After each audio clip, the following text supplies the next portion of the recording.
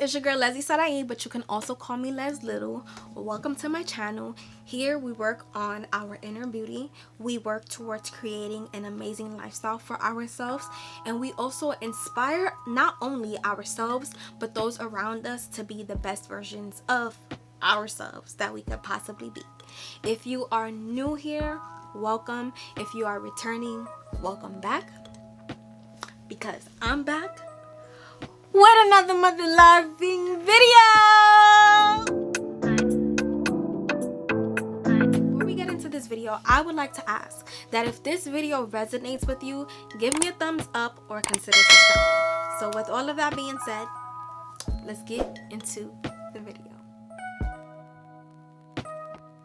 As many of you may already know, an interview is a conversation in which you and your employer exchange information. So your goal is to present yourself as the best candidate for the position, and also to learn more about the position and the interviewer's organization to determine whether both are well suited for you and your career goals. So within the interview, there are typically 4 stages that I know of.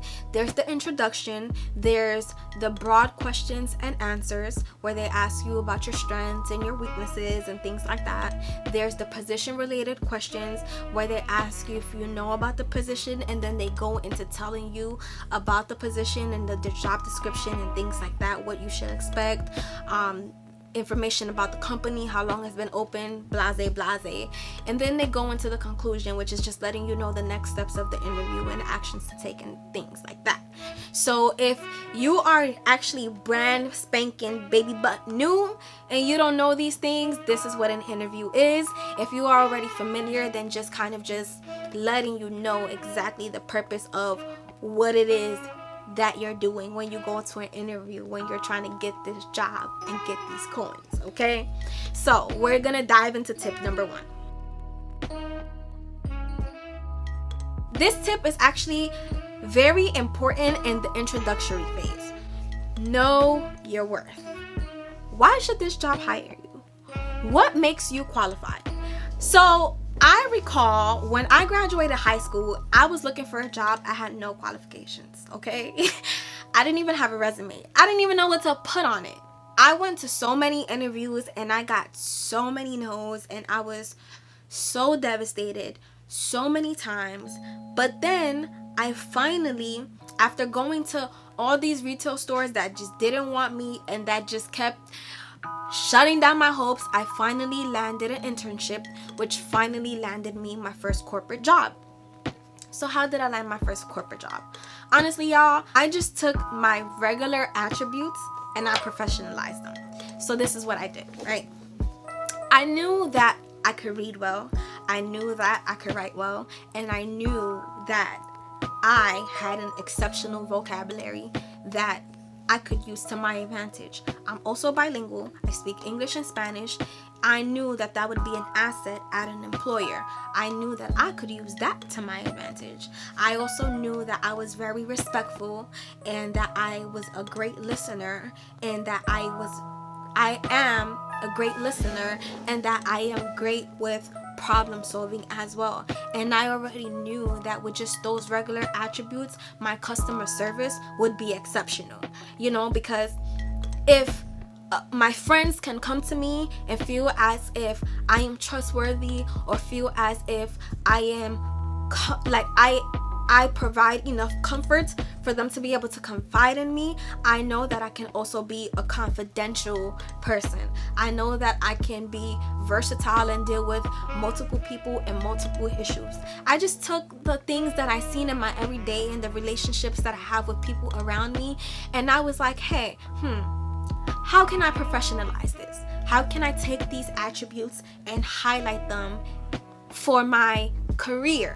Because you are who you are, you know what I mean? And it doesn't matter the environment in which you're at.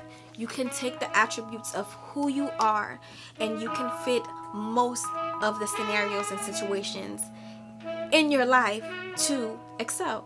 Honestly, really. So I knew I was diverse, and then just those regular attributes that I had, right, guys? I went and I professionalized them. Here's the next question within tip number 1 of knowing your worth. Why you? Why not somebody else? You know what I mean? Like, why you and why not somebody else? So this is the best time to show your confidence within yourself. And it's not to say that you're gonna do it in a boastful manner, but in a manner that makes them feel like, oh my goodness, I will be missing out if I don't hire her or him. You know, so definitely show the confidence that you have within yourself. You would be speaking of yourself in a high manner. Like, you know how you speak about someone that you're so happy with, or that you love being around and that you're so proud of, and that's doing so great. That is the time for you to use that to speak about yourself in that particular manner. So definitely use those tips in the introductory period, okay?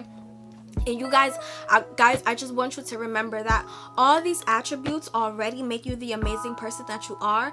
You're just using those attributes and you're just professionalizing them so that you can excel at whatever career goals. So you can excel in whichever career goals it is that you have placed in your life, if that makes any sense. But it makes sense. I know you got me. So let's move on to tip number 2.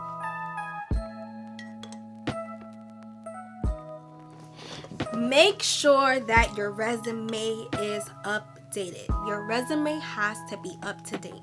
And I actually have a few pointers in regards to updating your resume. So your resume says a lot about you and your work ethic, right? So you don't want to tweak your resume too much to where your resume doesn't sound like you. There should be no reason as to why I'm reading this paper and I'm in love. It sounds absolutely stunning, all the qualifications that you have and all the things that you've learned and all the things that you're able to do. But when I speak to you over the phone or in person, depending on what type of interview style you're in, I should be able to feel that same thing that the paper gave me. Your vocabulary in person should definitely match your resume. I should be able to ask you about a job description that I seen on your resume, and you should be able to tell me in full detail and enthusiasm what it was that you was able to do at that job, and what it was that you learned at that job, what it was that gave you trouble at that job, what your strengths are, what your weaknesses are.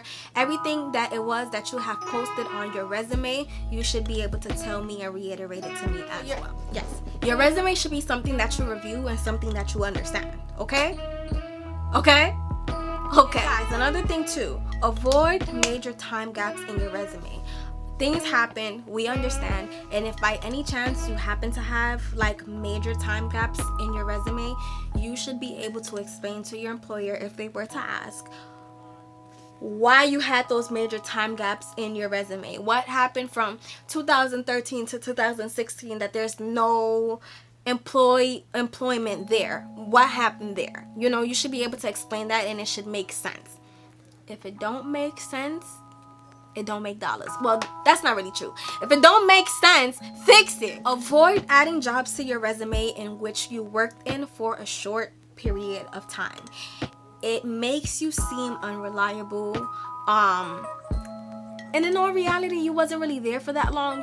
You don't really need to have that experience on your resume unless you really don't have much experience to put on your resume.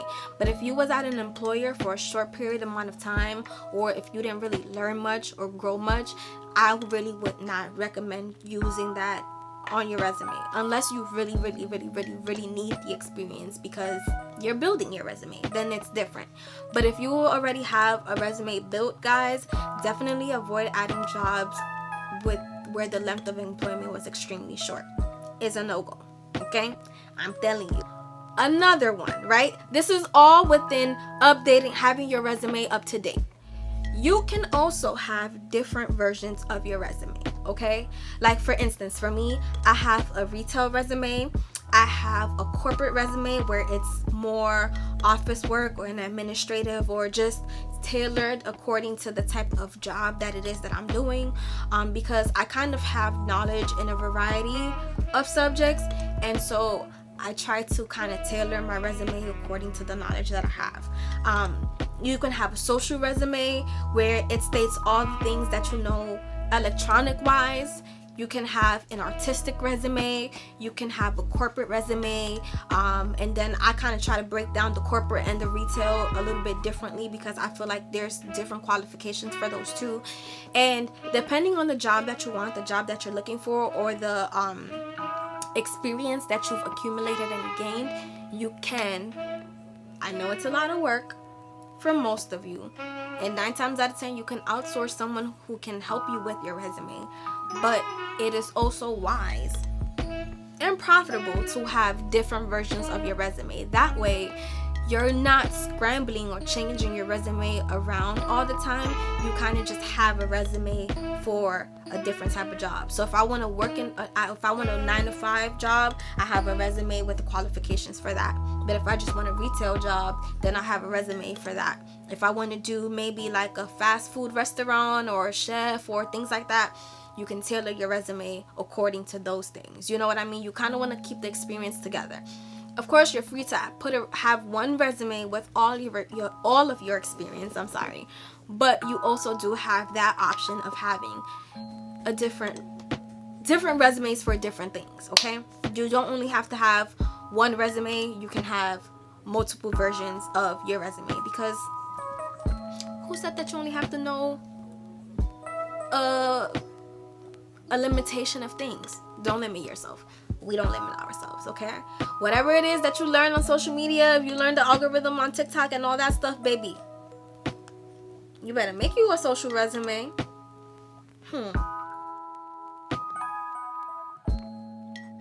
So tip number 3, right?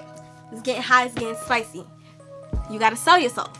I don't mean it like that. This is not no OnlyFans. This is not no nothing crazy like that. No.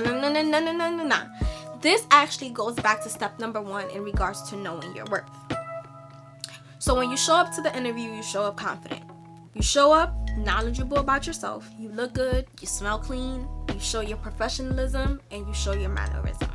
So my advice, right, to kind of get comfortable, to kind of scope out your environment, to kind of get a feel of what this environment is. Is it compatible with me? What's my vibe? How am I feeling? What am I gonna say about myself? My advice is to start from the minute that you walk into that door. You can practice how you interact with all of those that you meet during your interview experience. So from the minute that you walk in through the door, the way you communicate with the receptionist, the way, if you even look to see if there's people in the waiting area sitting next to you, if you even greet them, if you don't, the way you walk when your name is called, the way you greet the person who calls you, the way you shake their hand or give them an elbow or just greet them. Are you giving constant eye contact? How is your body language? How is your tone? What are you saying? All of these things play a part in the way that you show up for yourself and in the way that you sell yourself. How alert are you? How well groomed and well clothed are you? When you open your mouth, how do you speak? What do you say? What tone do you use? It's very important that we pay attention to these things, and we pay attention to how is it that we're showing up for ourselves? How is it that I'm presenting myself? How is it that I'm selling myself? And how you show up for yourself definitely says a lot about you. And one thing I try to keep in mind as well, and I hope you guys take note also, is that, okay, yes, you're trying to impress the employer, but how do you show up for you? Because at the end of the day, this job is for you. So how are you going to show up for yourself today? Like, how do you show up for you? So that's definitely tip number 3, selling yourself. And selling yourself is showing up. How do you show up?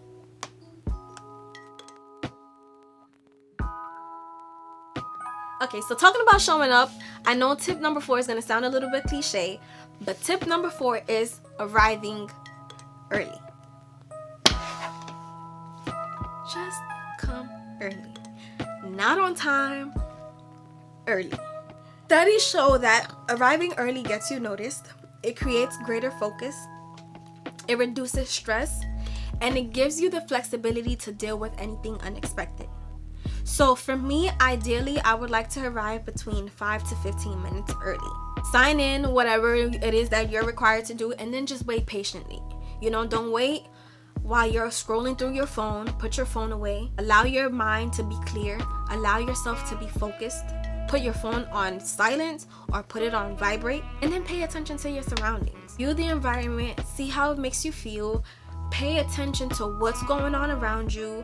Is it a fast-paced environment? Is it a busy environment? How many people are here? How are the people dressed? How do the people communicate with each other? How do the people carry themselves? Pay attention to your surroundings, because you need to be checking to see if this place, is this even the place where you're going to be working at? Is this house the vibe of this company? Is this a place that's for me? You know what I mean? Like, okay, I'm here, but is this for me? Like, am I supposed to be here? Is this okay? Is this cool? Am I safe here? Am I comfortable here? And when we're distracted, when we're on our phones, when we're listening to music and things like that, we're not able to be completely present. And that's actually the best time for you to be completely present, alert, and aware. And last but not least, guys, tip number 5. Never leave without asking questions. Never. Yo, bro, ask at least one question. At least one question. And if you don't know what questions to ask, just stay tuned, because I got you covered. All right? So this goes back to knowing the environment is for you. Just because you're the interviewee does not mean that you cannot be conducting your interview at this time right now. They're interviewing you, baby. Interview them seriously, because not all money is good money, boo. So you want to make sure that this is a place that's comfortable for you as well. You're going to be spending majority of your time that you cannot get back at this employment, trying to trade time for money. So you want to be sure that this is actually, it might not be the best place ever, but it's a place that you're going to be comfortable waking up and commuting to on a daily basis, or whatever it is that your schedule even looks like. Okay, so you might want to ask questions like, okay, if you don't really have much experience and you want to, and they say training is provided, you might want to, or if you're not sure if training is provided, you might want to ask, is training provided? If training is provided, you might want to ask, how is the training process? You might also want to ask, do you get paid for the training process?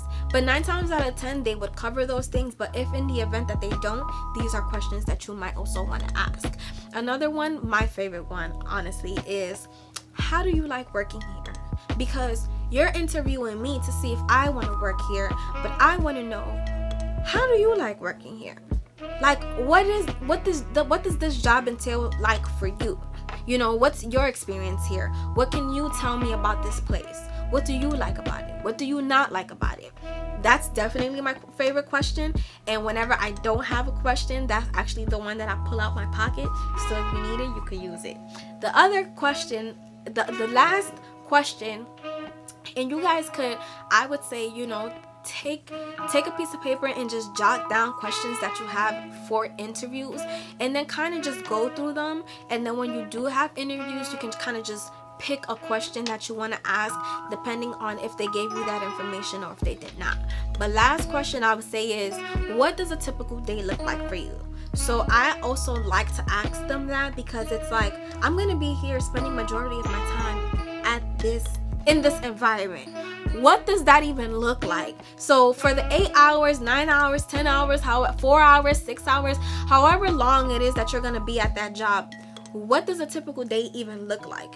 And most definitely, 9 times out of 10, you're interviewed by management. So it's even greater to ask them, because depending on your position, it's great to always know, what does your manager even deal with if you're gonna deal with this, or just another, it doesn't really matter who it is, honestly speaking.